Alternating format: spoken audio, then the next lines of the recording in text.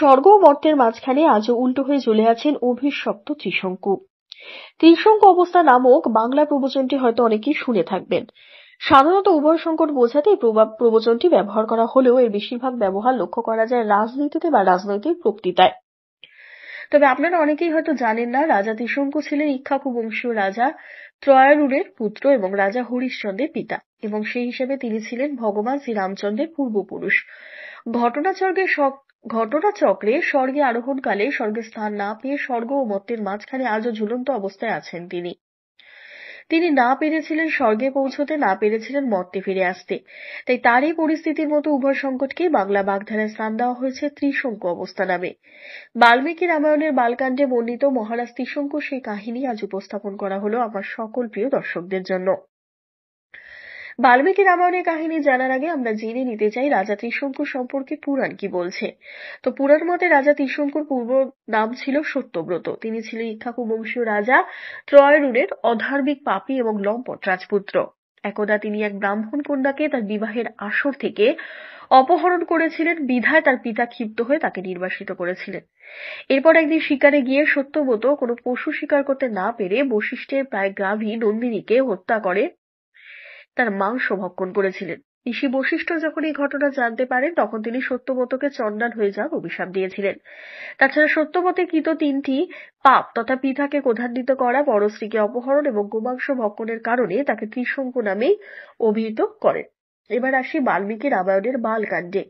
ইক্ষ্বাকু বংশীয় রাজা ত্রিশঙ্কু তার নিজের শরীরকে খুবই ভালোবাসতেন। তাই তিনি চেয়েছিলেন তার এই পার্থিব শরীর নিয়েই তিনি স্বর্গে যেতে। তার মনে হলো সশরীরে স্বর্গে যেতে হলে সবার আগে যাগযজ্ঞ করে তার সমস্ত পাপ বিনাশ করবেন এবং এরপর ব্রহ্মতেজ সম্পন্ন কোনো মুনির তেজে তিনি স্বর্গারোহণ করবেন। এই কামনা নিয়ে তিনি উপস্থিত হলেন কুলগুরু বশিষ্ঠের কাছে। গুরুর কাছে আবেদন জানালেন তাকে সশরীরে স্বর্গে যাওয়ার ব্যবস্থা করার জন্য। ত্রিশঙ্কুর এই আবদার শুনে বিস্মিত হলেন বশিষ্ঠ। তিনি বললেন, হে বৎস, এই পঞ্চভূতে গড়া দেহ নিয়ে স্বর্গে আরোহণ করা প্রকৃতি বিরুদ্ধ। আমি তোমার এই কাজে কোনোভাবেই সাহায্য করতে পারবো না। বশিষ্ঠের মুখে নেতিবাচক উত্তর শুনে মর্মাহত হলেন রাজা ত্রিশঙ্কু। অনেক অনুনয় বিনয় করেও তিনি বশিষ্ঠকে সশরীরে স্বর্গে যাওয়ার যজ্ঞ আয়োজন করতে রাজি করাতে পারলেন না। তবে হাল ছাড়লেন না ত্রিশঙ্কু। বশিষ্ঠের আশ্রম থেকে বিফল মনোরথ হয়ে তিনি সন্ধান করতে লাগলেন ব্রহ্মতেজ সম্পন্ন ঋষিদের। একদিন জঙ্গলে পরিভ্রমণ করার সময় তিনি দেখতে পেলেন জঙ্গলের মধ্যে কিছু ঋষিগণ যাগযজ্ঞাদিতে ব্যস্ত সময় পার করছেন। রাজা ত্রিশঙ্কু ভাবলেন, এই ঋষিদের কেউ হয়তো আমাকে সশরীরে স্বর্গারোহণ করতে সাহায্য করতে পারবেন। তাই তিনি তাদের সান্নিধ্যে গিয়ে তাদেরকে প্রণাম করলেন এবং তাদের কাছে নিজের মনোবাঞ্ছা প্রকাশ করলেন। সব শুনে ঋষিগণ অট্টহাস্য করে বললেন, হে মূর্খ ত্রিশঙ্কু, আমরা সবাই ঋষি বৈশিষ্ট্যেরই সন্তান। আমার পিতা যে কার্য প্রত্যাখ্যান করেছেন, সেই কার্যে তুমি কখনোই আমাদের সাহায্য পাবে না। এ সময় ত্রিশঙ্কু কিছুটা ক্ষুব্ধ হয়ে ঋষিদের যোগ্যতা নিয়ে প্রশ্ন তুললেন এবং তাদের বিরুদ্ধে অপমানজনক কথাবার্তা বলতে শুরু করলেন। রাজা ত্রিশঙ্কুর মুখে পিতা বশিষ্ঠ তার ঋষিপুত্রদের ভৎসনা শুনে কুপিত হলেন ঋষিগণ। তারা ত্রিশঙ্কুকে অভিশাপ দিলেন, গুরুর অবাধ্য হওয়ার জন্য এবং গুরু নিন্দা করার জন্য রাজা ত্রিশঙ্কু তুমি চণ্ডালে পরিণত হও। ফলে রাজা ত্রিশঙ্কুর রাজবেশ উবে গিয়ে তৎক্ষণাৎ তিনি চণ্ডালে পরিণত হলেন। চণ্ডাল বেশে তার শরীর হলো মলিন এবং জীর্ণ। শরীরে দেখা গেল অপরিষ্কার বস্ত্র, মাথায় খর্বকেশ, গলায় শ্মশান মালা এবং অঙ্গে লৌহের আভরণ। রাজা ত্রিশঙ্কুর এই অবস্থা দেখে তার আত্মীয় পরিজন এবং মন্ত্রীগণ তাকে পরিত্যাগ করে চলে গেলেন। তবে অপমানিত, একাকিত্ব এবং চণ্ডালত্ব প্রাপ্তির পরেও নিজের উদ্দেশ্য সাধনে পিছপা হলেন না তিনি।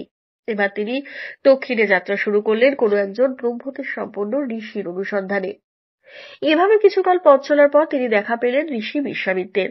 তখন বশিষ্ঠ বিশ্বামিত্রের মধ্যে চলছিল তুমুল বিরোধ। ত্রিশঙ্কুর কথা যখন তিনি বশিষ্ঠ তার পুত্রদের কথা জানতে পারলেন, তখন তিনি সিদ্ধান্ত নিলেন রাজা ত্রিশঙ্কুকে স্বর্গারোহণে সাহায্য করবার জন্য। নির্ধারিত দিনে শুরু হলো যজ্ঞ।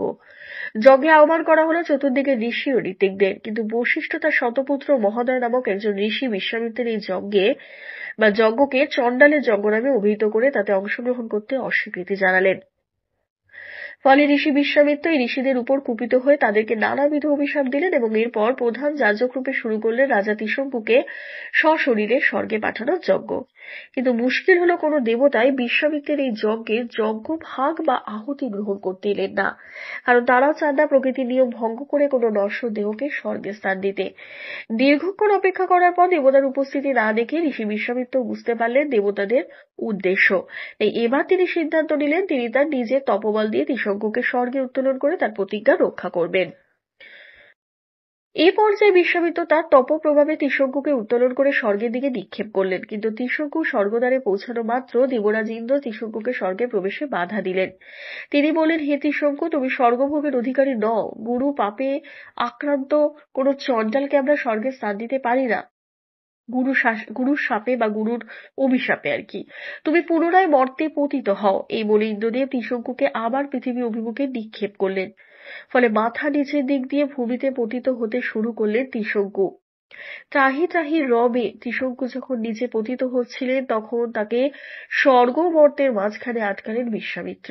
এরপর সেখানেই নিজের তপবল দিয়ে নতুন একটি স্বর্গ, সপ্তর্ষি মণ্ডল ও অন্যান্য নক্ষত্র সৃষ্টি করলেন। এরপর তিনি উদ্যোগ নিলেন নতুন ইন্দ্র সৃষ্টি করার অথবা ত্রিশঙ্কুকে ইন্দ্রপদে অধিষ্ঠিত করার জন্য। এই ঘটনায় ভীত হলেন দেবগণ। তারা বিশ্বামিত্রের কাছে এসে এই অনাসৃষ্টি থেকে বিরত থাকার জন্য অনুরোধ করলেন। বিশ্বামিত্র বললেন, আমি ত্রিশঙ্কুকে কথা দিয়েছি আমি তাকে সশরীরে স্বর্গে প্রেরণ করব, সুতরাং আমার সিদ্ধান্ত থেকে সরে আসার উপায় নেই। উত্তরে দেবতারা বলেন, হে ঋষিবর, তবে তাই হোক, ত্রিশঙ্কু তার নিজের স্বর্গেই অবস্থান করুক, কিন্তু নতুন কোন ইন্দ্র সৃষ্টি করে বা ত্রিশঙ্কুকে ইন্দ্রের সমান শক্তিশালী করে দেবতাদেরকে বিপর্যস্ত বা বিপদগ্রস্ত করবেন না। দেবতাদের অনুনয় মেনে নিলেন বিশ্বামিত্র। সেখান থেকে রাজা ত্রিশঙ্কু তার নিজের স্বর্গে অবস্থান করলেন বৈকি, তবে তার মাথা ঝুলে রইল নিচের দিকে।